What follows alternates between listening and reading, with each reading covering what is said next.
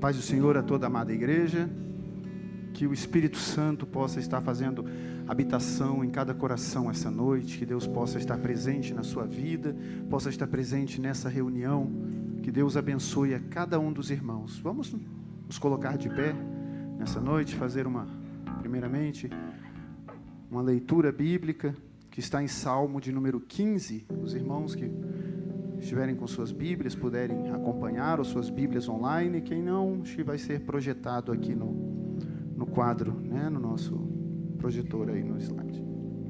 Então, possamos abrir aí a Bíblia, no Salmo de número 15, que está escrito o seguinte: Quem, Senhor, habitará no teu tabernáculo? Quem há de morar no teu monte santo? O que vive com integridade, o que pratica justiça, e de coração fala a verdade. O que não difama com a sua língua e não faz mal ao próximo, não lança injúria contra o vizinho. O que a seus olhos tem por desprezível ao réprobo, mas honra aos que temem ao Senhor. O que jura com dano próprio e não se retrata. O que não empresta o dinheiro visando lucros e nem aceita suborno contra o inocente. Quem desse modo procede, nunca será abalado. Então, que o Senhor Deus abençoe a vida de cada um, que nós possamos nos encontrar dessa forma, né? Não reprováveis diante do Senhor, mas imitando o nosso Cristo em todas as coisas. Fechemos os olhos, louvemos ao nosso Deus em nossas orações, entronizando o Senhor em seu santo e maravilhoso trono, entronizando o Senhor e vendo a sua glória, a glória que se faz presente em nós, a glória que está presente nessa casa, a glória que está presente na sua, na minha vida, porque o Senhor Deus faz habitação em nós. Senhor Deus e Pai, como é feliz para nós podermos estar aqui na sua casa, louvando o seu nome, Pai. Como é feliz para nós estarmos aqui com os nossos irmãos, sabendo que o Senhor nosso Deus é um Deus vivo, é um Deus que batalha as nossas batalhas, é o Deus que responde às nossas orações, é o Deus que nos garantiu a vitória em Cristo. E se nós partirmos desse mundo, temos a certeza, não apenas a esperança, mas a certeza magnífica que iremos morar com o Senhor. Isso é o melhor presente que o Senhor nos deu. Então, a vida para nós não tem apego, mas o nosso apego é o Senhor nosso Deus, é o Senhor nosso Pai.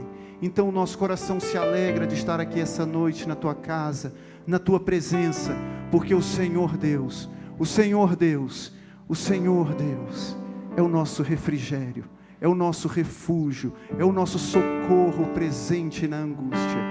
E a tua igreja louva o teu nome, porque o Senhor Deus é o nosso cavaleiro, o Senhor Jeová é o nosso cavaleiro, é o cavaleiro que cavalga para vencer, é o que está à nossa frente, é o que está atrás de nós, em nosso derredor, é o Deus que nos guarda, que nos livra, que nos cura. Glória a Deus.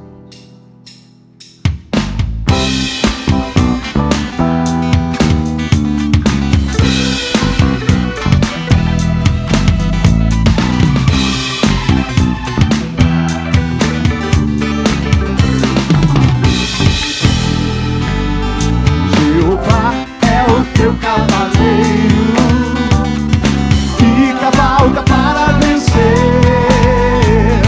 todos os teus inimigos cairão diante de ti, cairão diante de ti. Jeová é o teu cavaleiro que cavalga para vencer.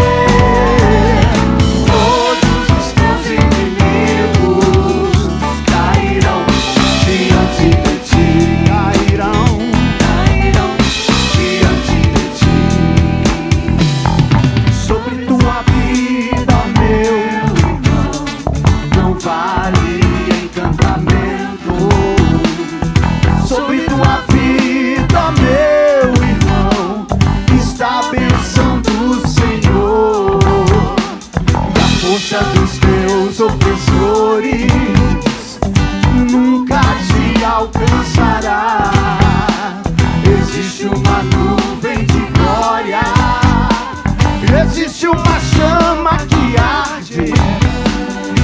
teu arraial, ouvem-se vivas de júbilo. No teu arraial, ouvem-se vivas de júbilo. Jeová é o teu cavaleiro que cavalga para vencer todos os teus inimigos. Cairão diante de ti, cairão diante de ti. Sobre tua vida, ó meu irmão, não vale encantamento.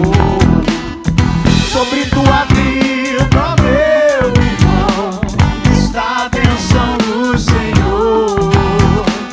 E a força dos seus opressores nunca te alcançará. Existe uma nuvem de glória e existe uma chama que arde no teu arraial. Ouve-se vivas de júbilo.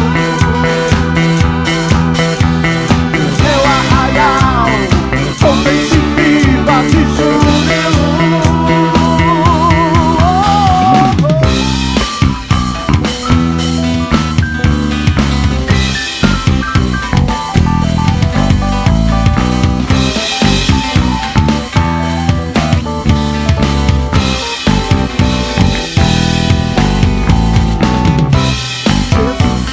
Razão para viver, só Jesus, razão para viver. Eu disse só Jesus, razão para viver. Só Jesus, razão para viver. Eu disse só Jesus, razão para viver. Tem outra? Eu não conheço. Jesus, razão para viver. Só Jesus, razão para viver. Só Jesus, razão para viver. Só Jesus, razão para viver.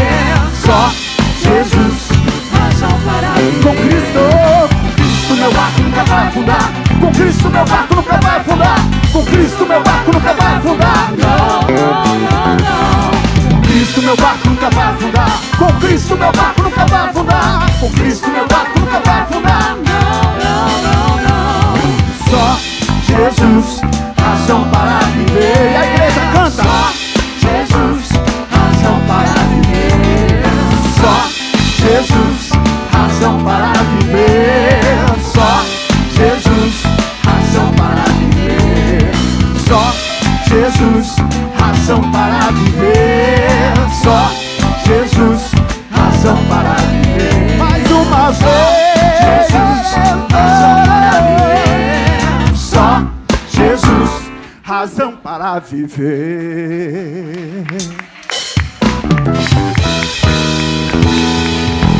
Aleluia. Nosso Deus é grande e é Jeová que batalha as tuas batalhas. Aleluia. Glória a Deus. Os parceiros Alfredo, Deus abençoe sua vida. Silvio, né, na bênção de Deus. Adriano, Léo, Ana Paula, Cristiane, Jonathan. Deus abençoe a vida de vocês, viu, varões? Deus esteja com vocês. Eu gostaria de pedir só algum diácono para ver o gasofilácio aqui, à frente. Porque nós também ministramos, né, a Deus com a nossa oferta. A igreja não vive de vento, ou de ar, ou de energia, mas ela também precisa sobreviver com os dízimos e ofertas dos irmãos. Então, nosso pastor aqui trabalha, né, o funcionário público, pastor Maurício, o vice aqui, pastor Charles, todos nós trabalhamos e não vivemos da igreja, mas a igreja precisa para a sua própria subsistência. Então, para pagar o aluguel, para pagar os instrumentos, que está cada dia mais bonito aqui por causa, né, dos irmãos, das ofertas dos irmãos. Então, a Bíblia fala que quando foram construir o segundo templo, o povo israelita doou tudo que tinha, né? O pouco que tinham ainda, voltando do cativeiro, ainda doaram para construir o templo pelo amor que tinham ao Senhor. É o nosso Deus que tem nos guardado. É o nosso Deus que nos deu tudo o que temos. Tudo que sou provém dEle. Tudo que eu tenho provém dEle. É Ele que me dá contentamento. É o meu Deus que me capacita.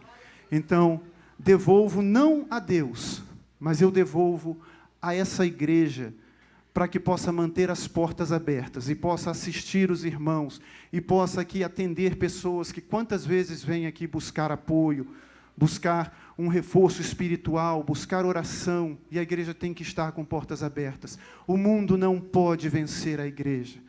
Com toda a perseguição que começou a haver, né, depois da pandemia, os irmãos acompanham isso, quantas vezes fecha a igreja, não fecha a igreja é necessário, não é necessária, e essa briga toda, e a igreja foi enfraquecendo, foi ficando difícil, mas o Senhor sustentou, e nós que estamos aqui, é porque Deus nos sustentou em suas mãos.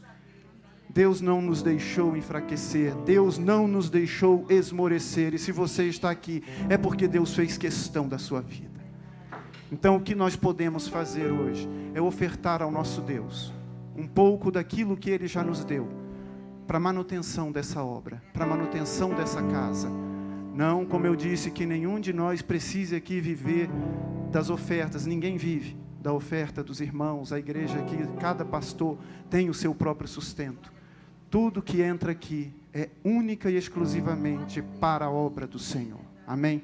Então Deus possa abençoar a sua vida e que Ele toque no seu coração, para que você oferte a Ele, depois de todo o bem que Ele já te deu, de todo o bem que Ele já te fez, que nós possamos devolver para manter essa casa aberta e manter a obra do Senhor funcionando.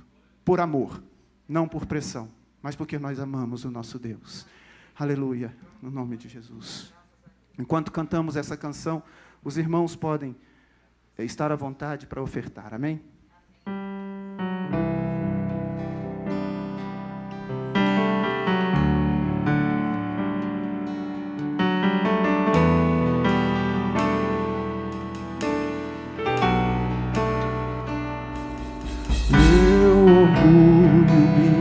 Tirou do jardim, tua humildade colocou o jardim em mim. E se eu vender tudo que tenho, em troca do amor eu falharia.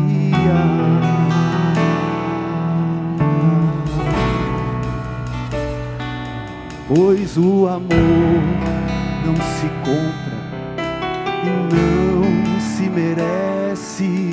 O amor se ganha, de graça o recebe. Eu quero conhecer Jesus. Eu quero conhecer Jesus. Eu quero conhecer Jesus. Eu quero conhecer Jesus. Meu orgulho me tirou do jardim, tua humildade colocou o jardim. E se eu vender tudo que tenho, em troca do amor eu falharia.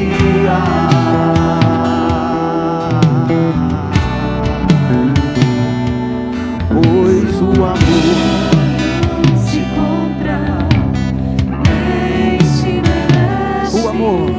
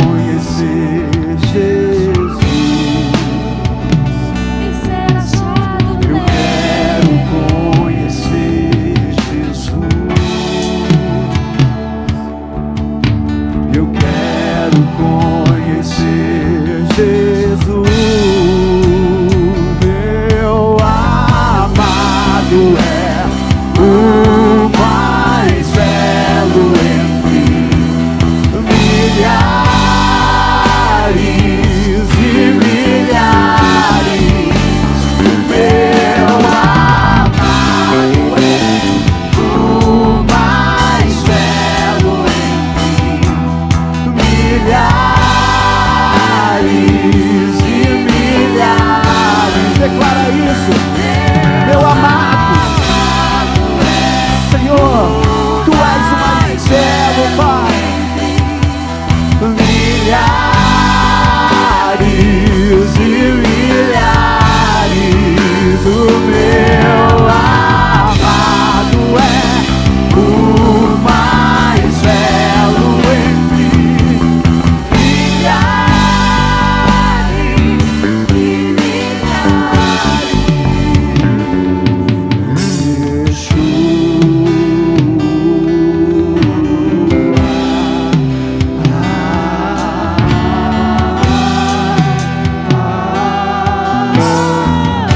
Fala o nome dele agora.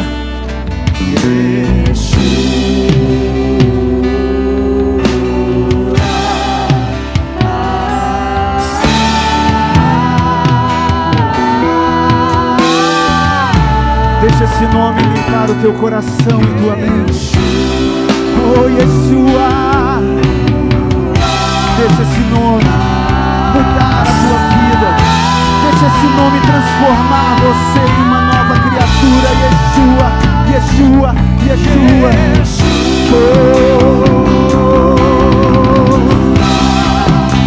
Deixa ele transformar corações e mentes. Ele que tem os olhos como de fogo e os pés como latão reluzente. Yeshua.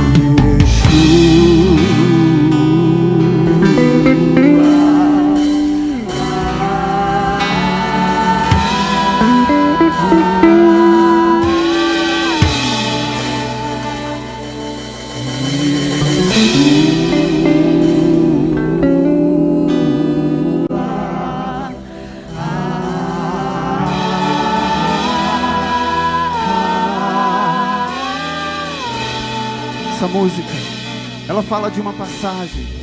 Ela fala de uma passagem em que o noivo chega ao quarto da noiva e ele bate no quarto da noiva, mas ela não podia abrir, ela não abriu. E o noivo sai e vai embora. A noiva sai de sua cama, abre o quarto e o noivo já não está lá. E ela se desespera e sai pelas ruas de Jerusalém dizendo: onde está o meu noivo? Quem viu o meu noivo? Quem sabe dele? E várias pessoas se cercaram dela e disse: mas como reconheceremos o teu noivo? E ela diz: ele é o mais belo entre milhares e milhares. Esse é o meu noivo. Quantas vezes o Senhor já bateu na tua porta? E quantas vezes você deixou de abrir a sua porta? Você não abriu o teu coração. E o Senhor saiu. E o desespero tomou conta de nós. Quantas vezes era para o Senhor habitar o nosso coração e nós não deixamos outras coisas. Deixamos mágoas, ressentimentos, pecados.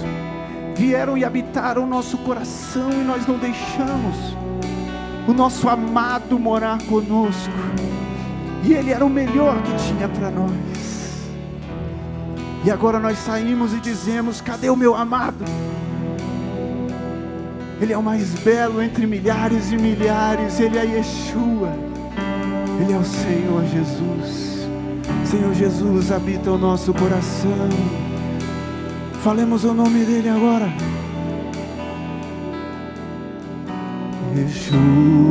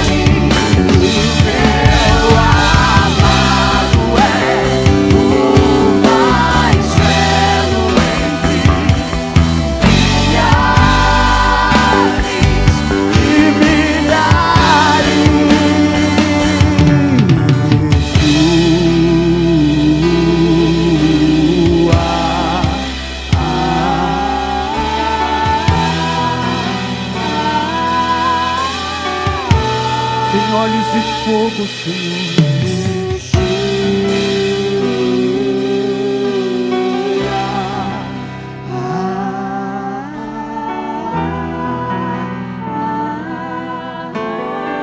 Oh, que os pés são como latão reluzente.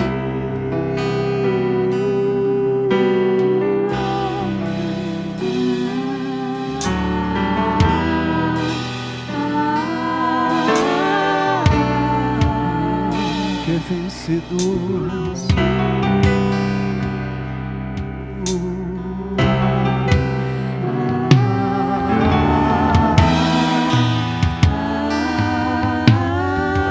Tu vem saltando pelos montes.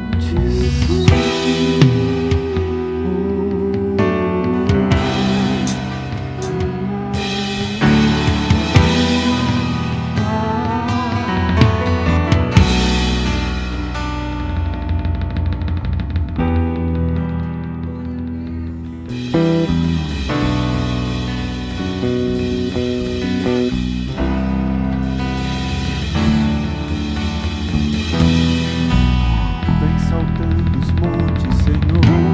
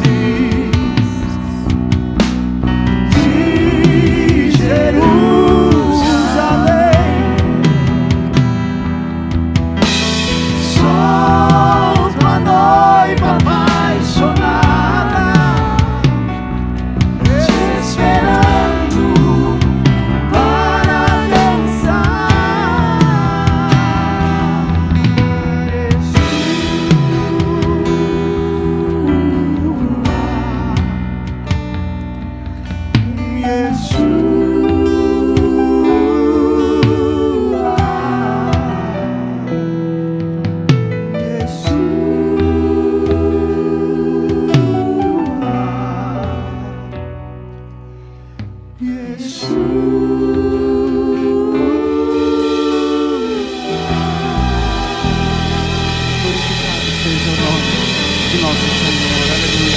Glória a Deus. Aleluia, Pai.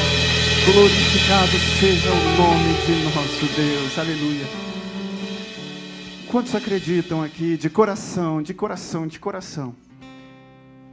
que a nossa vida é muito mais do que essa terra aqui? Levanta sua mão assim e diz: eu creio. Aquele que crê de verdade, que a nossa vida é com o nosso Senhor lá no céu. Alguém acredita nisso aqui? Aleluia. Porque o nosso Deus disse: no mundo tereis aflições, mas tem de bom ânimo, eu venci o mundo. E se a nossa vida ficar presa a isso aqui, somos os mais miseráveis de todos os homens. Se não acreditarmos que nós viveremos com o nosso Deus, além do rio azul, amém? Glória a Deus. Deus maravilhoso.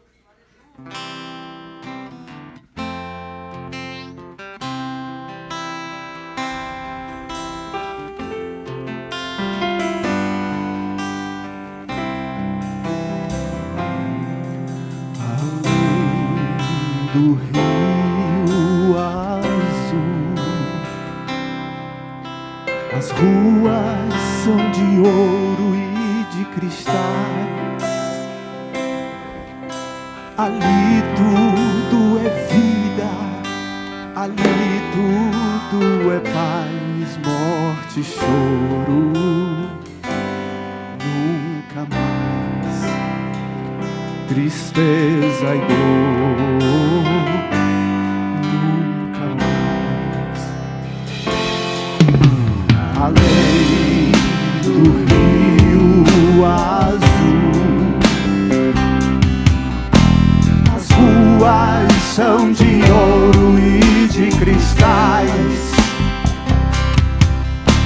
Ali tudo é vida e ali tudo é paz, morte e choro. Nunca mais tristeza e dor, nunca mais. Verei o grande rio da vida, veremos lá, e claro como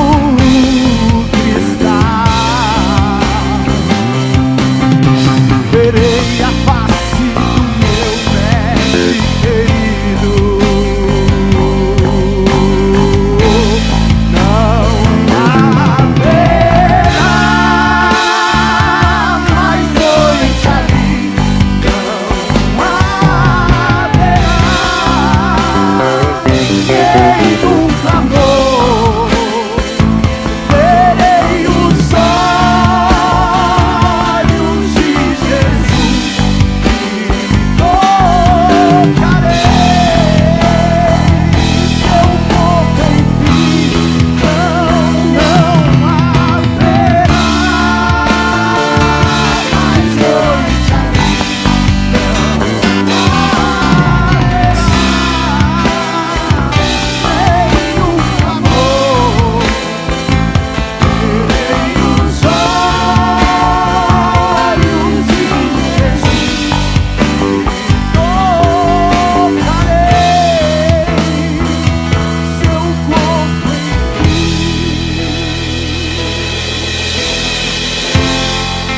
As nações andarão na sua luz e as portas jamais se fecharão. A cidade é de ouro puro, de jaspe ao seu muro. Além do rio azul, morte e choro, tristeza e dor, nunca mais. A igreja responde: Nunca mais. morte e choro, Tristeza e dor. Nunca mais. Nunca mais. morte e choro, tristeza e dor.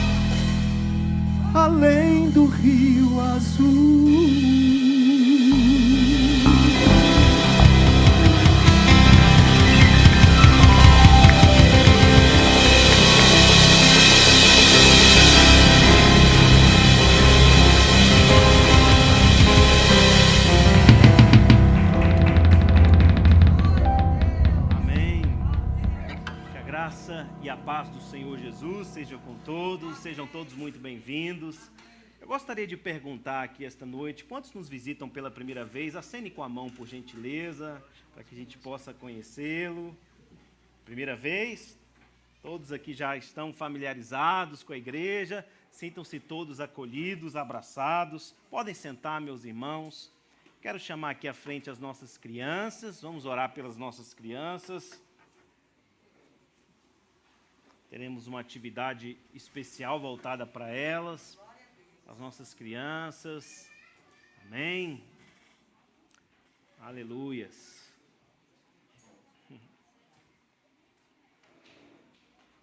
A Igreja de Cristo está desenvolvendo um trabalho muito especial com as nossas crianças, uma equipe muito dedicada. Louvado seja o nome do Senhor pela vida dos nossos irmãos e por esse ministério tão importante, tão necessário, tão relevante, que é um ministério infantil. O Senhor Jesus mesmo dera uma atenção muito especial às crianças, mesmo quando os seus discípulos quiseram embaraçá-las, impedi-las de ir até Jesus, Jesus então reagiu dizendo: não as embaraceis, deixai vir a mim os pequeninos, porque dos tais é o reino dos céus. Quem não for como uma criança não pode entrar no reino dos céus. Vamos orar, amém? Que coisa linda, né? Muitas crianças hoje aqui. Estenda suas mãos para cá, vamos abençoar a vida das nossas crianças. Amém. A Bianquinha está atrasada para o culto, mas ela deve chegar aí. Amém. Amém. Senhor, obrigado, Jesus. Muito obrigado, Senhor, pela vida das nossas crianças. Ó Deus, como diz um pensamento, enquanto estiver nascendo criança no mundo, o Senhor ainda não desistiu da humanidade. Ó Deus, e eu peço, ó Deus, o teu cuidado, a tua bênção toda especial voltada para elas nessa hora. Que o Senhor as cubra, Senhor, debaixo das tuas asas. Que o Senhor as proteja contra todo mal. Que o Senhor, ó Deus, as instrua no caminho. E que o Senhor, ó Deus, possa fazer morada em seus corações. Que a palavra que será lançada, ó Deus, seja comparada àquela semente que caiu em boa terra. Ó Deus, que o Senhor as abençoe, ó Deus, tal como o Senhor também for abençoado, porque crescer em graça, estatura e conhecimento. Ó Deus, que o Senhor também dê sabedoria aos pais nesta missão tão nobre, que é ensinar os seus filhos no caminho em que eles devem andar. Abençoe, ó Deus, também e use poderosamente os irmãos que irão, as irmãs que irão ministrar o coração delas. É o que nós te pedimos em nome de Jesus. Amém? Deus abençoe as nossas crianças, podem ir. Louvado seja o nome do nosso Deus. Amém. Abra comigo a sua Bíblia no livro de Gênesis, capítulo 32. Gênesis, capítulo 32.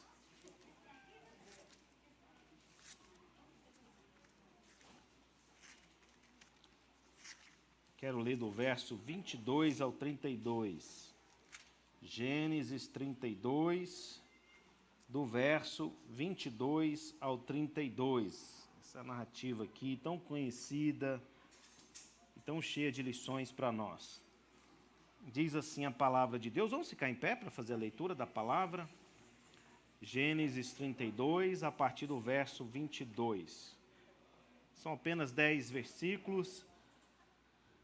Diz assim a palavra de Deus: levantou-se naquela mesma noite, tomou suas 2 mulheres, suas 2 servas e os seus 11 filhos e transpôs o val de Jaboque. Tomou-os e fê-los passar o ribeiro, fez passar tudo o que lhe pertencia, ficando ele só. E lutava com ele um homem até o romper do dia.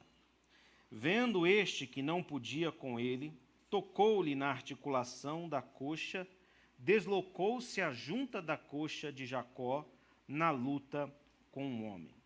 Disse este: deixe-me ir, pois já rompeu o dia. Respondeu Jacó: não te deixarei ir, se não me abençoares. Perguntou-lhe, pois, como te chamas? Ele respondeu: Jacó. Então disse: já não te chamarás Jacó, e sim Israel, pois como príncipe lutaste com Deus e com os homens e prevaleceste. Tornou Jacó: dize, rogo-te, como te chamas? Como te chamas? Respondeu ele: por que perguntas pelo meu nome? E o abençoou ali. Aquele lugar chamou Jacó de Peniel, pois disse: vi a Deus face a face, e a minha vida foi salva. Nasceu-lhe o sol, quando ele atravessava Peniel, e manquejava de uma coxa. Por isso os filhos de Israel não comem até hoje o nervo do quadril na articulação da coxa, porque o homem tocou a articulação da coxa de Jacó no nervo do quadril. Vamos orar. Senhor, obrigado, ó Deus, por mais uma vez estarmos reunidos aqui para te prestar louvor, adoração e para também ouvir a tua palavra. Pedimos, ó Deus, nesta noite que o Senhor fale mais uma vez aos nossos corações. Isso porque somos carentes da tua voz. Necessitamos ouvir a tua voz. É a tua palavra que nos vivifica, é a tua palavra que nos anima, é a tua palavra que nos transforma, é a tua palavra que nos mantém de pé. Senhor, que a tua santa e autoritativa e eficaz palavra possa, ó Deus, transformar as nossas vidas nesta noite. Usa este teu servo apesar dele, é o que eu te peço em nome de Jesus. Amém. Pode sentar, meus irmãos. Amém. Amém. Conforme pré-anunciado essa semana, o tema da nossa mensagem esta noite é a dependência de Deus, o caminho para a sua bênção. A dependência de Deus, o caminho para a bênção de Deus. Certa feita, alguém perguntara a Jesus: Senhor, são poucos os que serão salvos? Ao que Jesus respondeu: esforçai por entrar pela porta estreita, pois muitos tentarão entrar e não conseguirão. Você pode afirmar com toda segurança, e isso de forma honesta e convicta, de que você entrou no reino de Deus, que você faz parte do reino de Deus? Jesus, certa feita, nos alertou, isso está registrado em Mateus capítulo 19, versos 23 e 24, para o fato de que os ricos dificilmente entrariam no reino dos céus. Vocês conhecem a história? O jovem rico se aproxima de Jesus e pergunta a ele, dizendo: Mestre, que farei para herdar a vida eterna? Jesus prontamente responde a ele dizendo: você conhece os mandamentos. E ele presunçosamente retruca: sim, Senhor, eu os conheço todos, mas mais do que conhecê-los, eu os tenho observado desde a minha tenra infância. E Jesus, para estourar um pouco a presunção e a prepotência daquele jovem, ele diz: te falta uma coisa. Vai, vende tudo que você tem, pega esse dinheiro, distribua entre os pobres, volta e segue-me. E diz a palavra de Deus que aquele jovem saiu de lá desanimado com aquela palavra de Jesus. Isso porque ele tinha muitas posses. E é nesse contexto que Jesus então afirma: em verdade vos digo que é mais fácil um camelo entrar pelo fundo de uma agulha do que um rico entrar no reino dos céus. Isso porque, meu querido irmão, não é que o dinheiro seja o grande vilão. Não é. O grande vilão sempre somos nós, que depositamos a nossa confiança em outra coisa que não seja em Deus, nesse caso, no dinheiro. Aquele jovem colocava sua confiança no dinheiro, e o dinheiro tem esse poder. Uma pessoa que tem dinheiro, ela goza de uma certa autonomia, ela se posta de forma autossuficiente, ela tem os meios e as condições necessárias para fazer valer a sua vontade, e há poucas situações em que um rico precise de alguém ou dependa de alguém. Então, meus queridos irmãos, quando nós olhamos aqui para esse texto, e talvez você esteja se perguntando qual é a relação disso com o texto que acabamos de ler, é que estamos diante de um homem rico. Jacó, nessa altura da sua vida, era um homem de muitas posses. e que chegara a tal condição pela sua astúcia, pela sua perspicácia. Era um homem oportunista, que conseguia se aproveitar das oportunidades que se lhe apresentava. Era um homem que conseguia fazer valer a sua própria vontade. Ele enganou o seu irmão, mas antes disso, a palavra de Deus diz que, sendo eles gêmeos, ele nasceu agarrado ao calcanhar de Isaac, melhor dizendo, de Esaú, e é por isso que o seu nome veio a se chamar Jacó. Jacó quer dizer agarrador de calcanhar, o oportunista, o ardiloso, né, um indivíduo que quer levar vantagem sobre tudo e sobre todos. E sabendo ele que a bênção da primogenitura não iria sobre ele, mas iria sobre o irmão, a palavra de Deus diz que ele então maquina um plano para se valer dessa bênção. Ele consegue fazer com que o seu irmão lhe transfira essa bênção mediante uma barganha. Seu irmão chega de uma caçada, totalmente ali com fome, sedento, e ele encontra então em Jacó um exímio cozinheiro que tinha acabado de fazer um prato de lentilhas saboroso, e aquele prato então atraiu Esaú. Esaú então pede ao seu irmão que lhe dê aquele prato, e ele diz: me dê então o seu direito de primogenitura, se aproveitando da fraqueza do irmão. E o irmão então, frágil como estava, diz: para que me serve o direito de primogenitura se eu estiver morto de fome? Dê-me aqui esse prato e fique contigo esse direito. Mais tarde, a palavra de Deus nos dá notícia de que ele então não só enganou o seu irmão, mas também enganou o seu próprio pai, se fazendo passar pelo irmão. E a bênção que era para ser sobre Esaú foi sobre Jacó, um sujeito extremamente oportunista, autossuficiente, cheio de si, cheio de arrogância. Essa arrogância tende a crescer mais ainda. A palavra de Deus diz que ele sai fugido da sua terra para a terra do seu tio Labão, que mais tarde viera a se tornar o seu sogro. E ali ele encontra um igual a ele, um sujeito tão oportunista, tão ardiloso, tão perspicaz e que deseja levar vantagem sobre tudo, tanto quanto ele, que era Labão, seu tio. Labão o extorquiu por 7 anos, prometendo a ele dar sua filha em casamento, só não especificou qual filha. Deu Lia, a mais velha. Ocorre que Jacó era apaixonado por Raquel, e ele teve que trabalhar mais 7 anos por Raquel. Vocês conhecem bem a história. E a palavra de Deus diz que por 10 vezes Labão alterou o salário, o pagamento de Jacó. E ali ele então, sendo um homem também ardiloso, perspicaz, conseguiu pelos seus próprios meios, pela sua própria inteligência, sapiência, levar vantagem em cima de um outro ardiloso, de um outro perspicaz, de um outro agarrador de calcanhar, que era Labão. E tendo levado vantagem sobre o seu sogro, ele então reúne a sua família, as suas esposas, e diz: é melhor a gente ir embora enquanto a gente está por cima da carne seca, porque o meu sogro está muito irado comigo, e ele tem me extorquido, ele tem me explorado, então é melhor que a gente volte. E aí, meus queridos irmãos, a palavra de Deus nos dá conta que ele volta então para a sua terra natal, para a terra que Deus prometera a ele e a sua descendência. E é justamente nesse contexto aqui que se dá a narrativa do capítulo 32, verso 22, quando então Jacó se desloca à sua terra prometida. Só que ele foge de alguém que não lhe queria bem, que era seu sogro Labão, sabendo que adiante dele existia outro que queria lhe tirar a vida. E ele vai temeroso, ele vai desconfiado, ele vai preocupado, e ele maquina uma estratégia.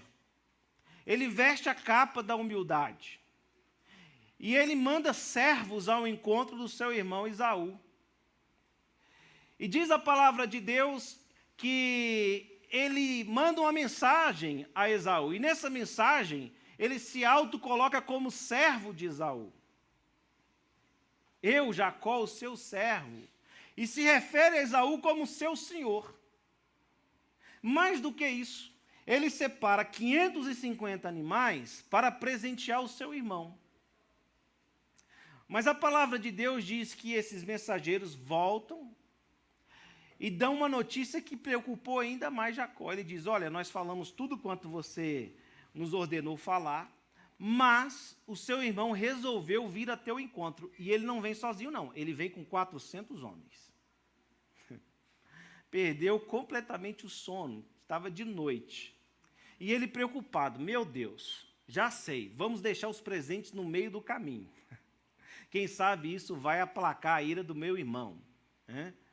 Mas não só isso. Ele maquina uma estratégia. Vamos dividir o nosso bando em dois.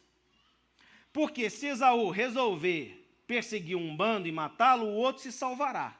Então vamos dividir o bando em dois. E ele preocupado, angustiado, ele resolve então, já prestes a chegar às fronteiras da terra prometida, a terra de Israel, a terra que veio a ser a terra de Israel, ele então resolve atravessar as suas esposas, Raquel e Lia, os seus 11 filhos, os seus animais, camelos, rebanhos, do outro lado, ficando ele só, cheio de medo, cheio de temor, sem saber o que iria acontecer. E é nesse contexto aqui que se trava uma luta. É nesse contexto que aparece alguém e começa a entrar nas vias de fato com Jacó, que não é uma luta espiritual, é uma luta física, meus queridos irmãos. Então, é nesse contexto que se dá essa narrativa aqui. O verso 22 diz aqui que levantou-se naquela mesma noite, tomou suas 2 mulheres, suas 2 servas e seus 11 filhos e transpôs o val de Jaboque, que era justamente o rio que fazia fronteira ali para a terra prometida, a terra de Canaã. Tomou-os e fê-los passar o ribeiro, fez passar tudo o que lhe pertencia, ficando, o verso 24, ficando ele só. E eu quero aqui destacar, inicialmente, meus queridos irmãos, 3 circunstâncias que envolveram aqui essa luta, que, sem dúvida nenhuma, fora a luta mais importante na vida de Jacó. E ela representa, de algum modo, a luta que nós também travamos nessa existência aqui. Quais são, meus queridos irmãos, as circunstâncias que envolveram essa luta? Primeiro, a maior luta de Jacó foi travada no momento de maior solidão. Geralmente, os nossos piores conflitos, eles são vividos ou vivenciados em momentos de muita solidão. A maior luta de Jacó fora travada no momento de maior incerteza. Ele não sabia o que ia acontecer. Ele não sabia se o seu irmão iria receber os presentes, se o seu irmão estava indo ao encontro dele para lhe tirar a vida conforme prometera quando ele saiu fugido. Ele não sabia o que iria acontecer com a sua família ao atravessar do outro lado do val de Jaboque. Era um momento de muita incerteza. E a maior luta de Jacó foi contra o maior de todos os adversários, e nós vamos ver isso aqui no texto. De saída, eu quero te chamar a atenção para o verso 28, que é o apogeu de toda essa narrativa, onde está centrada a ideia mestra de toda essa narrativa e de onde nós vamos extrair a lição principal dela. Diz aí o verso 28, já não te chamarás Jacó, e sim Israel, pois como um príncipe lutaste com Deus e com os homens e prevaleceste. Jacó estava lutando com nada mais, nada menos do que o próprio Deus. E para minha e sua surpresa, diz o texto que ele prevaleceu contra Deus e contra os homens, meus queridos irmãos. E a principal verdade que nós podemos afirmar a partir dessa narrativa é que antes que o alto e suficiente Jacó pudesse atravessar aquele rio e entrar na terra prometida, Deus teria de mudar o seu nome de Jacó para Israel, alguém que luta pela bênção de Deus. Eu vou repetir.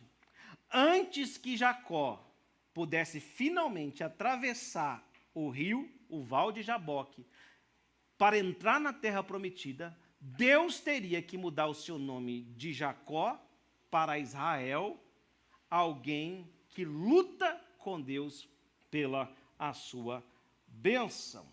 Em outras palavras, meus queridos irmãos, e trazendo para a nossa realidade, antes que as pessoas autossuficientes possam entrar no reino de Deus, Deus tem que mudá-las em pessoas que dependem de Deus. Antes que pessoas autossuficientes possam, de fato, entrar no reino de Deus, Deus tem de mudá-las em pessoas que dependem dele. Então, essa é a principal verdade que nós podemos encontrar nesse texto. Porque Deus não permitirá jamais a entrada de um povo independente e autossuficiente na sua bendita terra, ou no reino de Deus. E há alguns estágios aqui da luta, meus queridos irmãos, que fora travada entre Jacó e o próprio Deus, que eu gostaria aqui de expor para os irmãos, e alguns momentos de percepção que Jacó tivera durante essas lutas. E eu quero novamente refrisar que essa luta travada entre Jacó e Deus representa, tipifica a nossa própria luta também com Deus.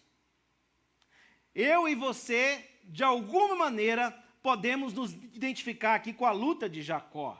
E passamos pelos mesmos estágios que Jacó passou durante essa luta. Evidentemente que vivemos isso de uma maneira macro e não micro, como Jacó experimentara neste pequeno trecho. O próprio texto aqui, apenas um verso que diz que ele lutou até o raiar do dia. Não traz muitos detalhes sobre essa luta, mas fora a noite toda. Ao passo que a minha e a sua luta, ela dura a vida toda. Então, quais foram aqui os estágios e os momentos de percepção que Jacó tivera nessa luta? E que eu e você também temos na nossa luta existencial em relação a Deus. O primeiro estágio, quando penso que estou lutando contra inimigos, ou contra os meus inimigos. Está no verso 24, se não leiamos aí. Ficando ele só, e lutava com ele um homem até o romper do dia. Jacó, nessa altura do campeonato, era um homem extremamente neurótico. E o seu passado viera para assombrá-lo.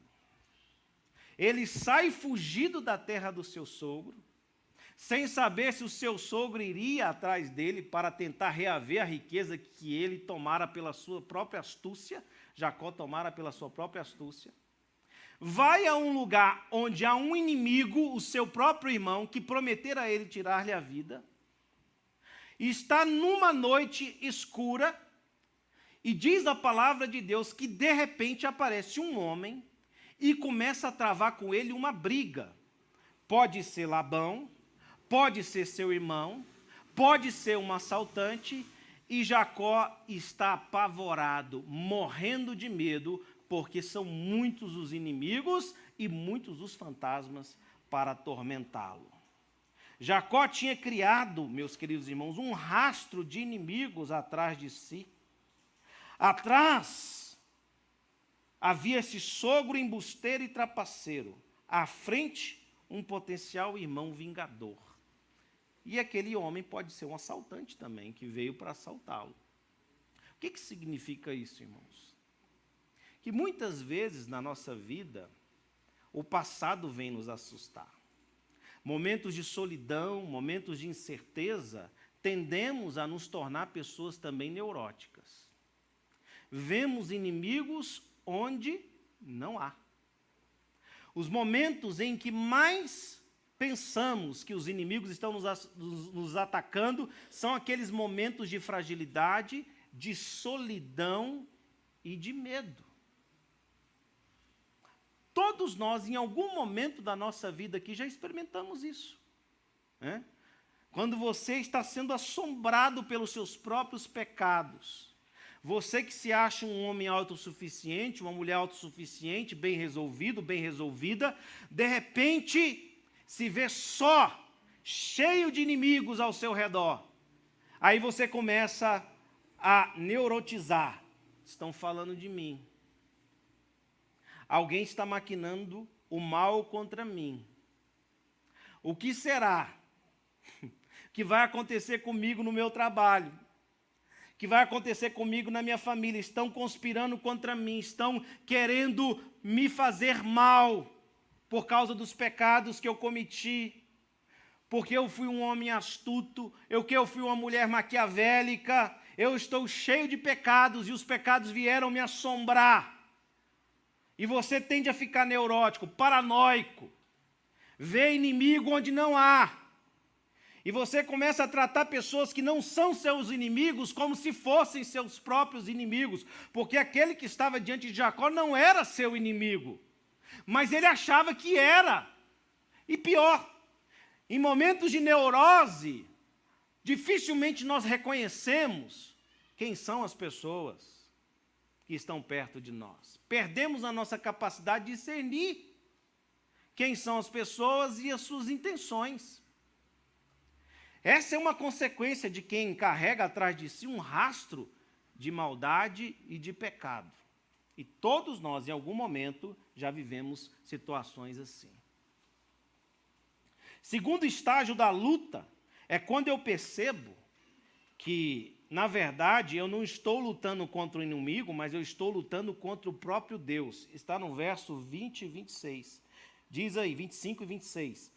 Vendo este que não podia com ele, a luta estava travada, mas Jacó percebeu que não podia com ele, ou melhor, Deus percebendo que não podia com ele, porque grande era a sua força, tocou-lhe na articulação da coxa. Deslocou-se a junta de Jacó na luta com o homem. E agora notem, disse este, deixa-me ir, pois já rompeu o dia. Respondeu Jacó, não te deixarei ir, se não me abençoares. Sabe quando foi que Jacó notou, percebeu que quem estava lutando com ele não era um inimigo? Quando este lutador, este opositor, tocou-lhe a coxa, a articulação, e ele então perdeu os movimentos da perna, e ele notou que alguma coisa de sobrenatural acontecera e que aquele que estava diante dele não era um inimigo, era um ser divino. Foi ali que ele se tocou que aquele não era um inimigo de fato. Irmãos, que coisa extraordinária, que lição preciosa.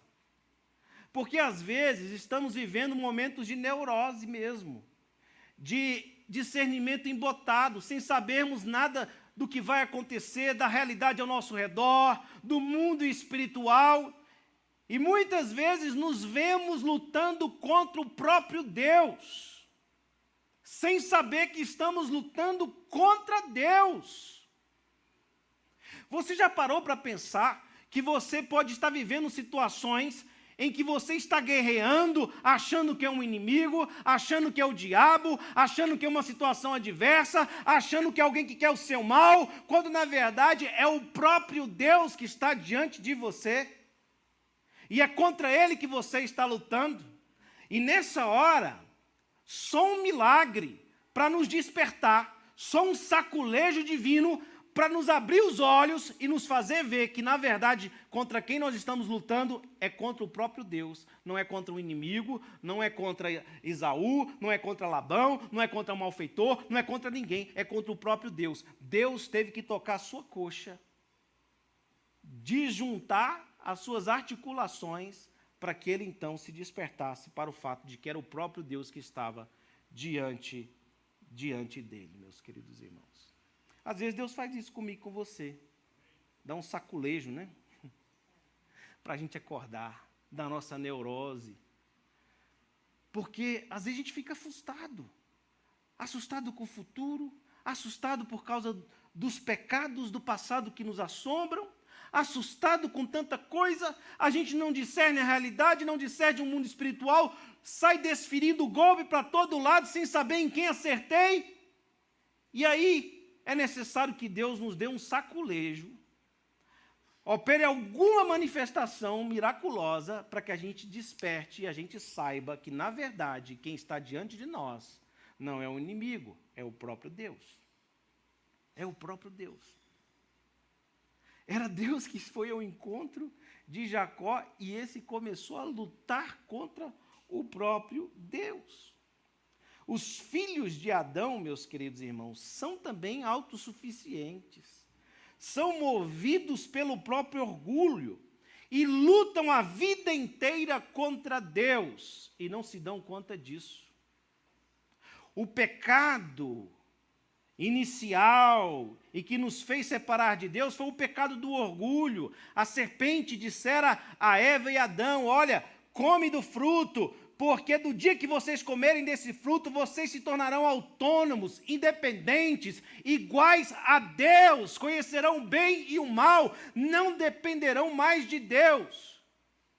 E a partir daí, o homem então começou a desferir golpe para todo lado. Começou a ferroar todo mundo, porque não consegue mais discernir a realidade em torno de si. Os fantasmas começam a perseguir, as neuroses começam a instalar, e a gente não discerne absolutamente nada, nem mesmo quando o próprio Deus se coloca diante de nós. E nós, às vezes, desferimos golpes contra o próprio Deus. Terceiro estágio da luta, né? E um terceiro momento de percepção.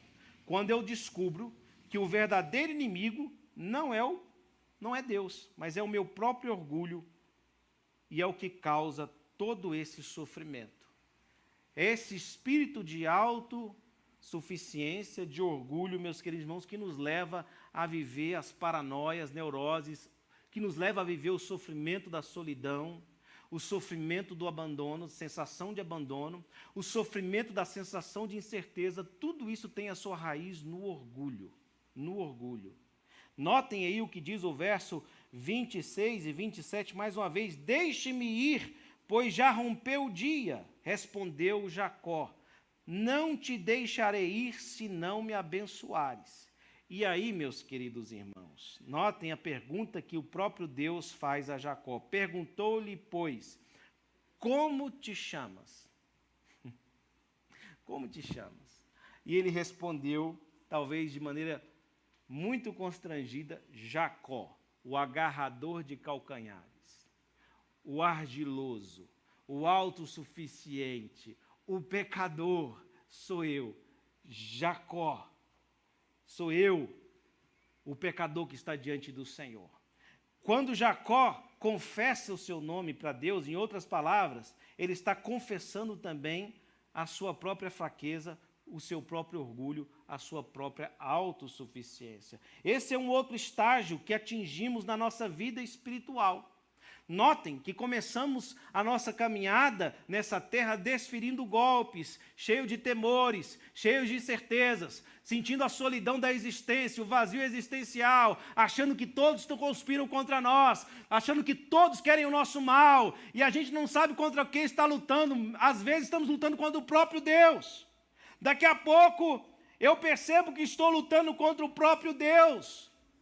É Deus que está diante de mim, não é um inimigo. Eu passo a minha vida toda lutando, achando que estou lutando contra os meus inimigos, quando na verdade eu estou lutando contra Deus. E agora, quando eu descubro que eu estou lutando contra Deus, na verdade não é Deus o meu adversário sou eu mesmo. É o meu orgulho, é a minha autossuficiência, é o meu pecado. Por isso, Deus pergunta a ele qual o seu nome. Ele diz Jacó. Jacó, o ardiloso, o agarrador de calcanhares, o pecador, o autossuficiente. E diz a palavra de Deus, meus queridos irmãos, que quando Jacó responde isso, aí sim, Deus resolve abençoá-lo. E a primeira coisa que ele faz é mudar o nome de Jacó. Então vem aí o quarto estágio dessa luta. Quando eu desisto de lutar contra Deus e passo a lutar pela bênção de Deus. E eu quero chamar a sua atenção para o fato de que há dois momentos aqui nessa luta. Não é uma luta só, são duas lutas, na verdade, aqui. A primeira luta, Jacó está lutando contra Deus, sem saber que estava lutando contra Deus. Depois, ele passa a lutar com Deus pela sua bênção. Vocês entenderam a diferença? Ele estava lutando contra Deus, sem saber que era contra Deus que estava lutando. E agora, ele passa a lutar com Deus pela a sua bênção. reconhecendo ser ele Deus, ele então agarra Deus. Ele deixa de desferir golpes contra Deus, pontapés contra Deus, chutes contra Deus, e agora ele se agarra com as suas juntas deslocadas, sem força para lutar. Ele não desiste de lutar, mas agora ele não luta contra Deus. Ele agarra Deus e luta pela bênção de Deus. E ele diz: não te deixarei até que tu me abençoes, enquanto tu não me abençoares. Deus diz: deixe-me ir, deixe-me ir. Ele diz: não te deixarei até que tu me abençoes. Isso está no verso de número 27 aí, você pode ler comigo, verso de número 27 da palavra de Deus. Olha só. Perguntou-lhe, pois, como te chamas? Ele respondeu: Jacó. Então disse: já não te chamarás Jacó, e sim Israel, pois como príncipe lutaste com Deus e com os homens e prevaleceste. Irmãos, isso aqui desvenda o grande enigma. Como é que Jacó pôde vencer Deus? Como é que alguém, um ser humano, um ser finito, é capaz de vencer uma batalha contra Deus? Não se vence uma batalha contra o Todo-Poderoso. Mas nesse caso, o próprio Deus diz: lutaste contra Deus e contra os homens e saíste vitorioso. Como se vence uma batalha contra Deus? Só se vence uma batalha contra Deus quem vence a batalha contra o orgulho, quem vence a batalha contra a autossuficiência, quem reconhece que é Jacó, quem reconhece que é pecador, e quem passa a lutar não contra Deus, mas com Deus pela sua bênção, que agarra-se a Deus e que não está disposto a largá-lo em hipótese alguma até que Deus o abençoe. É assim que nós vencemos uma batalha contra o Todo-Poderoso. Quando eu reconheço que eu sou Jacó, quando eu sei que Ele é Deus, e quando eu sei que eu sou carente da bênção dEle, e que eu não posso atravessar o rio, o val de Jaboque, e entrar na terra que havia prometido a mim e aos meus descendentes, enquanto Ele me abençoar, enquanto Ele não me abençoar. É assim que se vence, meus queridos irmãos.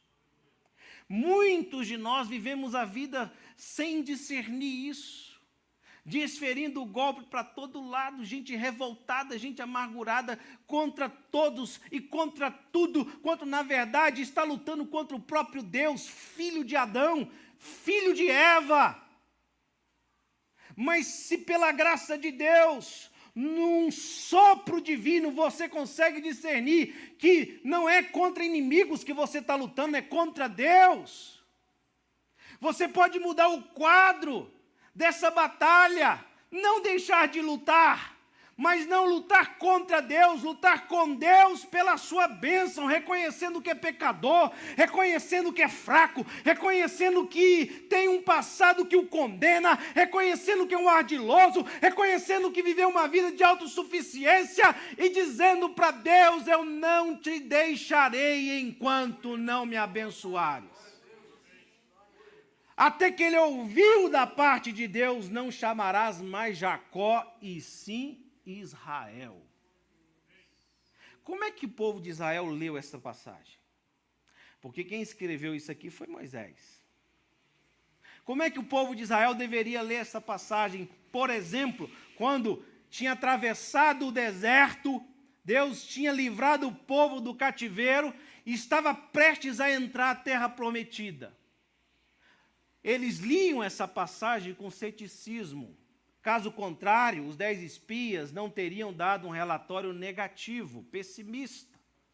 Porque o que estava acontecendo com Israel aqui, meus queridos irmãos, quando estava prestes a entrar e tomar posse da terra prometida, era viver os mesmos fantasmas que Jacó, seu pai, vivera, antes de entrar na terra prometida. São muitos os inimigos que habitam essa terra, diziam os israelitas. Somos como gafanhotos aos olhos deles. E nos sentimos como os gafanhotos. Seremos devorados, cheios de medo, de incerteza e de neurose. Quando, na verdade, o inimigo deles não eram aqueles que habitavam naquela terra, os gigantes que habitavam, era o próprio pecado deles, era a própria fraqueza deles. E a semelhança de Jacó, o que eles deveriam ter feito era ter discernido que o que eles estavam fazendo não era se rebelando contra Moisés, estavam se rebelando contra o próprio Deus e deveriam se submeter a Deus, reconhecer a sua fragilidade, porque só aí eles estariam aptos a entrar na terra prometida. Essa história foi escrita para ensiná-los sobre isso. Mas se trouxermos essa história para o Novo Testamento, o que o Novo Testamento quer nos ensinar com essa história? Que da mesma forma, só podemos entrar no reino de Deus se, travando uma batalha contra Deus, eu reconhecer que não é o meu inimigo Deus, e que é Deus que está diante de mim. É quando eu reconheço que sou Jacó, pecador, fraco, frágil, ardiloso, cheio de malícia e de pecado. Aí sim, Deus muda o meu nome de Jacó para Israel e eu estarei apto a entrar no reino dos céus. Por isso que essa história aqui tipifica e representa a batalha mais importante que eu e você travamos na vida.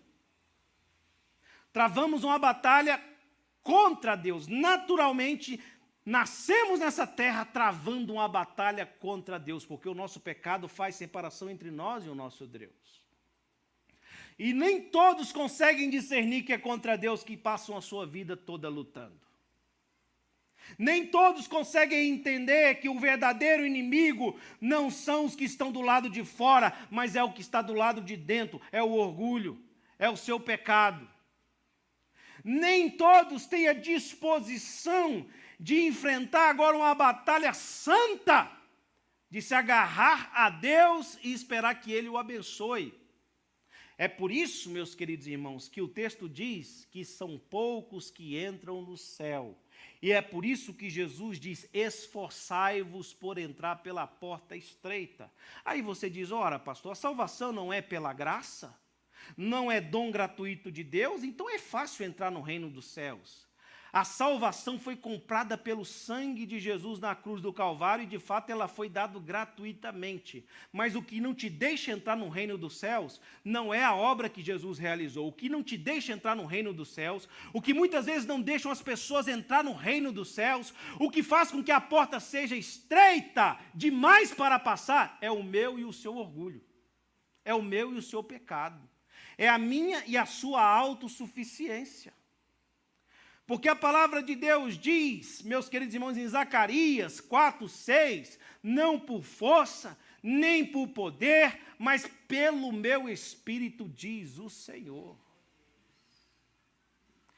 Você vai, Jacó, atravessar o val de Jaboque, não assustado do jeito que você está, não autoconfiante do jeito que você é, não com um passado que te condena, e por isso você só vê incerteza diante de você. Você vai atravessar o mar, o val de Jaboque, como príncipe de Deus, como Israel de Deus, como redimido de Deus, como perdoado de Deus, como santo de Deus, como eleito de Deus.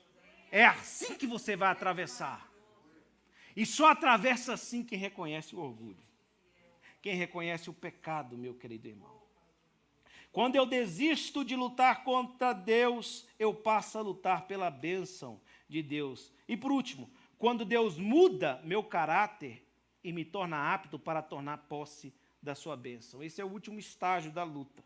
Quando Deus muda o caráter de Jacó, está no verso 28, já li aqui, já não te chamará Jacó, e sim Israel, pois como príncipe lutaste contra Deus.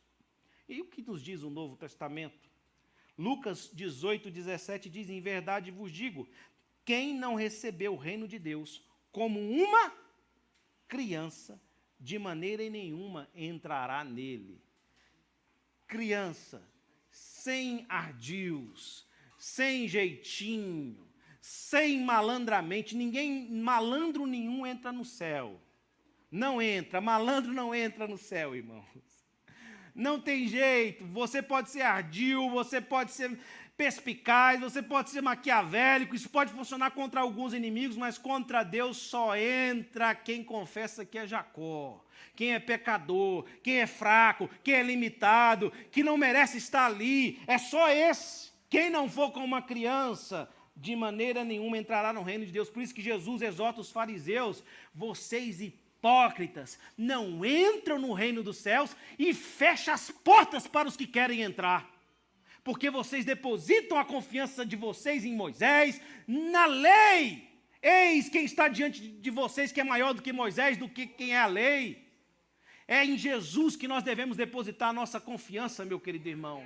É em Cristo Jesus que nós devemos crer na promessa de Deus. Jacó tinha recebido a bênção de Deus, a bênção da promessa. Você vai ser pai de muitas nações, mas como é que pode? Estava com medo de ser morto pelo próprio irmão. Então a promessa vai falhar. O problema, meu querido irmão, é que você pode receber promessas na sua vida, mas enquanto você não reconhecer a sua fragilidade, enquanto você não reconhecer as suas limitações, enquanto você não depender de Deus, você não vai alcançar a bênção. Por isso, a dependência de Deus é o único caminho para a bênção. É o único. É quando eu reconheço. O que me diz 2 Coríntios 5,17? E assim, se alguém está em Cristo, é nova, as coisas antigas já passaram, eis que se fizeram novas todas as coisas. Aleluia. Jacó ia entrar em Canaã como Israel, o seu passado ia ficar para trás, os seus ardios, a sua maldade, o fato de ter enganado o pai, enganado o sogro, enganado o irmão, ter carregado um rastro de maldade, ia tudo ficar para trás e entrar na promessa de Canaã como Israel de Deus, o príncipe de Deus. Às vezes, meus queridos irmãos, somos assombrados nessa vida por causa do nosso passado, por causa dos nossos pecados, e às vezes nos perguntando: será que eu vou estar no céu? Será que Deus vai me salvar? Será que eu vou de fato viver com o Senhor da glória? Eu quero dizer para você que sim, basta você reconhecer que você é Jacó, que você é pecador, porque você vai entrar, e não vai entrar como Jacó não, vai entrar como Israel de Deus, como filho de Deus. E aí, o texto diz que esse momento era um momento tão importante, a luta mais importante da vida de Jacó, que foram necessários 4 símbolos memoriais aqui para guardar para sempre na memória de Jacó esse momento. Primeiro símbolo: o lugar passa a se chamar Peniel. Deixa de chamar Val de Jaboque e passa a se tornar Peniel, que quer dizer: vi a Deus face a face e a minha vida foi salva, diz o texto sagrado. Segundo símbolo memorial: um novo manquejar. Jacó deixa de ser Jacó e passa a ser um Israel manco. Aquele manquejar, aquela deficiência de Jacó era para lembrá-lo que ele entrou na terra prometida não foi pelo próprio mérito, pela própria força, mas pela graça de Deus. Eu passei a ser o Israel de Deus e por isso eu estou aqui, mesmo mancando, carregando aqui as marcas dessa luta. Amém? Segundo sinal memorial dessa batalha, um novo costume. O verso 32 diz assim: por isso os filhos de Israel não comem até hoje o nervo do quadril na articulação da coxa, porque o homem tocou a articulação da coxa de Jacó no nervo do quadril. Israel passou a vida toda não comendo mais o nervo do quadril que estava na coxa. Eles tiravam esse nervo, e todas as vezes que eles se alimentavam de um animal e tiravam esse nervo, eles se lembravam que Deus tinha transformado a história de Jacó em Israel. Um memorial. O terceiro e último memorial, e nem por causa disso menos importante, é o nome. Deixou de ser Jacó e passou a se chamar Israel, tendo um mesmo nome. Deus mudou o nome de Jacó. Assim como ele mudou o nome de Abrão para Abraão, assim como ele mudou o nome de Sarai para Sara, assim como ele mudou, o próprio Cristo mudou o nome de Simão para Cefas. E assim como ele mudará o seu e o meu nome naquele grande e glorioso dia, quando você receber uma pedrinha branca e nela estiver escrito o seu nome. Um memorial. Porque essa é a batalha mais importante que eu e você travamos na vida. É a batalha mais importante. Apocalipse 2,17 diz: ao vencedor dar-lhe-ei um maná escondido, bem como lhe darei uma pedrinha branca, e sobre essa pedrinha escrito um nome novo, o qual ninguém conhece, exceto aquele que o recebe. Você vai receber um novo nome. O verso 12 do capítulo 3 diz: ao vencedor falo-ei coluna no santuário do meu Deus, e daí jamais sairá. Gravarei também sobre ele o nome do meu Deus, o nome da cidade do meu Deus, a nova Jerusalém que desce do céu, vinda da parte de Deus, e um novo nome. E um novo nome, você terá um novo Deus. Por que é tão importante esses sinais, essas marcas? Qual é a marca mais importante que nós vamos encontrar no céu? Você sabe?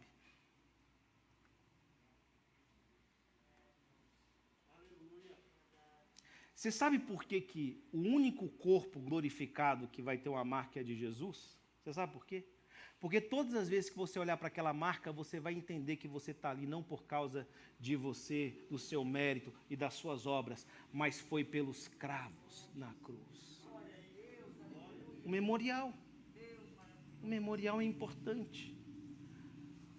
Jacó passou a manquejar, mudou de nome, instituiu-se um costume. Isso para que Israel jamais se esquecesse que a promessa vem não pelos próprios méritos, mas pela graça de Deus. E ela só vem quando eu reconheço o meu orgulho. E eu quero terminar essa reflexão dizendo a você: antes que as pessoas autossuficientes possam entrar no reino de Deus, Deus tem de mudá-las em pessoas que dependam dele. Só entra quem depende dele. Deus não permitirá a entrada de um povo independente e autossuficiente no reino de Deus, mas permitirá apenas a entrada daqueles que dependem dele. Deixa eu te fazer uma pergunta aqui. Você tem lutado a sua vida toda sem saber pelo quê e por quê? Você tem desferido golpes ao ar por aí e tem sido assombrado pelo seu pecado, pelos fantasmas do seu passado? Você tem vivido momentos de neurose quando acha que todos estão contra você e até o próprio Deus? Você já teve o discernimento de que, na verdade, você está lutando não é contra este mundo, esse sistema ou as pessoas, mas o seu grande opositor é o próprio Deus? E a partir do momento que você está lutando com Deus, você já teve a oportunidade de discernir que Deus não é o seu inimigo, que o seu grande algoz e inimigo é o seu orgulho, é a sua autossuficiência? Você já teve a experiência de entender tudo isso e mudar a natureza da batalha, ao invés de lutar contra Deus, se lutar com Deus, agarrado a Ele pela sua bênção, até que Ele finalmente te abençoe? Você já teve a experiência de chegar a Deus e dizer: Senhor, eu sou pecador, eu sou fraco, eu sou ardiloso, eu sou maquiavélico, o meu coração está cheio de maldade, eu sou indigno do teu amor, eu sou indigno do teu perdão, mas tenha misericórdia, tenha compaixão de mim, me abençoe, Senhor. Você já teve essa experiência? Você já teve a experiência de, ao fazer essa oração ouvida da parte de Deus, não te chamarás mais Jacó, mas Israel de Deus, filho de Deus, raça eleita, sacerdócio real, nação santa? Você já teve essa experiência? Essa é a batalha mais importante da sua e da minha vida. Se você não discerniu esses momentos e esses estágios na sua vida, você não está apto ainda a entrar no reino de Deus. Afinal de contas, pastor, o que é esforçai-vos por entrar no reino de Deus? É isso. é você entender que você é pecador e você depende da graça de Deus. Vamos ficar em pé. Amém? A dependência de Deus é o caminho para a sua bênção. Se você tem vivido uma vida autossuficiente, uma vida autônoma, uma vida de orgulho, ainda há chance. Você ainda está vivo, então está travando uma batalha, a mais importante da sua vida. Você hoje mesmo pode mudar a natureza dessa briga, dessa batalha. Hoje mesmo você pode deixar de lutar contra Deus e passar a lutar com Deus pela sua bênção.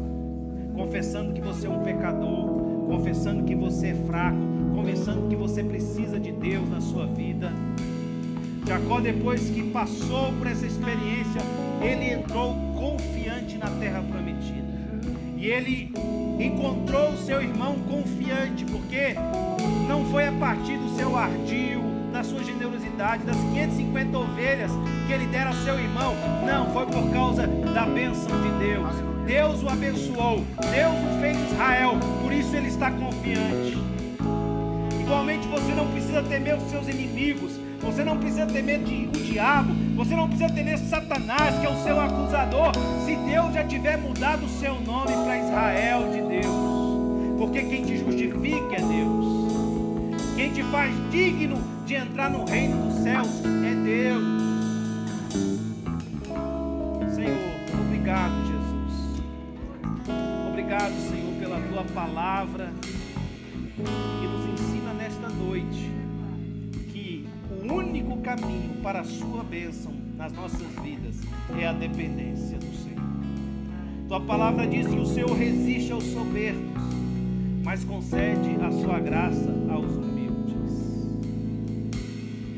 Senhor, ensina-nos o caminho da humildade, do arrependimento, da confissão, que tenhamos a coragem de dizer: eu sou Jacó, eu sou pecador, eu sou falho, Jesus, eu sou carente da tua misericórdia, da tua graça. Livra-nos, ó Deus, do pior dos inimigos, que é o nosso orgulho. Porque quem não for como uma criança, conforme o Senhor afirmou, não pode, não vai e não entrará no reino dos céus. Limpa-nos com teu sangue precioso. Que o memorial deste sacrifício e desse preço sempre esteja diante de nós. Que as mãos marcadas de Jesus sempre estejam diante de nós, para que saibamos que não foi mediante ouro, prata, que fomos resgatados, nem por pedra preciosa alguma, mas pelo precioso sangue de Jesus, sangue como um cordeiro sem marca. É o que nós te pedimos, ó Deus, em nome de Jesus. O teu toque abriu os olhos do meu coração. Eu posso entregar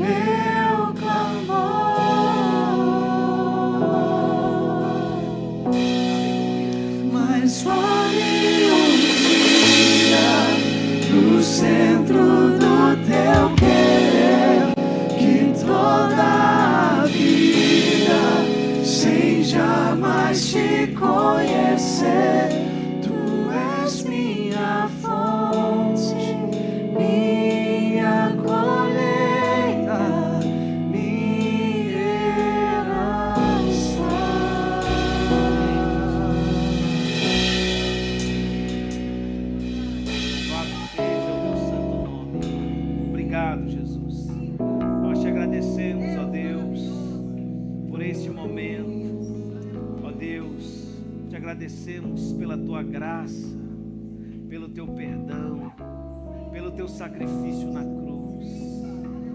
Ó Deus, te louvamos porque não precisamos passar a vida toda lutando, vivendo na incerteza, no medo, porque o teu amor lança fora todo medo. Ó Deus, porque a tua graça pagou o escrito de dívida que era contra nós. Porque somos não mais, ó Deus, pessoas ímpias, pessoas distantes de Deus, somos filhos teus, somos comprados, remidos pelo sangue de Jesus, o Israel de Deus, o sacerdócio de Deus, a nação santa de Deus, o povo de propriedade exclusiva de Deus. Por isso podemos, ó Deus, entrar na tua presença com toda ousadia e confiança, não temendo acusadores, não temendo inimigos, porque o sangue de Jesus foi derramado na cruz para que pudéssemos, ó Deus, viver uma vida plena na graça e na bênção do Senhor. Muito obrigado, Jesus. Nos dê uma semana abençoada, em nome de Jesus. Antes de impetrar a bênção final, eu quero desafiar você que não é membro da igreja e deseja se membrar. A gente ia fazer isso hoje, mas tem outros irmãos que querem oficializar a sua membresia na igreja. Então gostaria que você me procurasse o pastor Charles e falasse: pastor, nós queremos membrar na igreja, e a gente vai recebê-los aqui para que a igreja possa conhecê-los, amém? Faça isso, se filie, não seja nessa, que seja em outra, mas não fique sem congregar, amém? Não deixeis de congregar como é costume de alguns, diz a palavra de Deus. Então se filie a uma igreja, né? Tenha comunhão com os irmãos, que isso vai ser bênção para a sua vida. Que, se não for aqui, que seja em outro lugar, amém? Deus abençoe a todos, que o amor de Deus, o nosso Pai, a graça do nosso Senhor e Salvador Jesus Cristo, a comunhão e as doces consolações do Espírito de Deus sejam sobre todos nós, agora e sempre. Amém. Uma excelente semana, Deus abençoe. Jeová. Segura aí, Pedro. Baixa só um pouquinho.